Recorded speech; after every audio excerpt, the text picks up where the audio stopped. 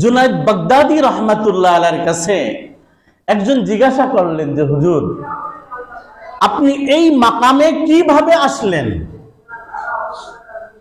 আপনি বিশ্বের ভিতরে সমাদৃত একজন বুজুর্গ, এই মাকামে, এই স্থানে কিভাবে আপনি আসলেন একটু বলেন দেখি।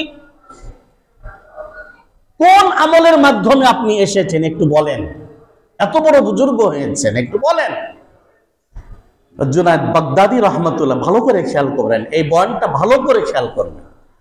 জুনায়েদ বাগদাদী রহমাতুল্লাহ আলাইহি উত্তর দিচ্ছেন যে আমি আজ 30 বছর যাবত রাত্রে ঘুমানোর আগে আমি আমার 24 ঘন্টার সমস্ত হিসাব কিতাব করে আমি ঘুমাই। কত বছর যাবত? 30 বছর যাবত।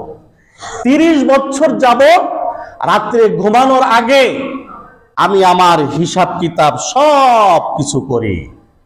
যদি দেখি যে আমার এই পুরা 24 ঘন্টার ভিতরে কোনো অন্যায় হয়েছে, কোনো ভুল ত্রুটি হয়েছে, তখন আমি আমার নিজের কান নিজে আমি মলে দিই। বেয়াদব কোথাকার, নফসের গোলামি করিস, নিজের কান আমি নিজে টেনে দিই।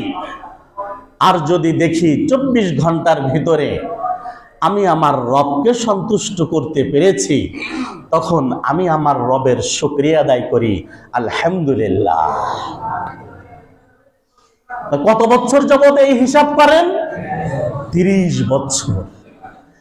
এই হিসাব করার কারণেই আল্লাহ তাআলা আমাকে এই পর্যন্ত এনেছেন।